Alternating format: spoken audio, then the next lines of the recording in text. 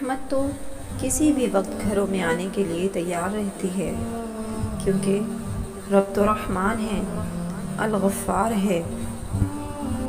کام تو اب ہمارا ہے اس رحمت کے اہل بننے والے کام کرنا،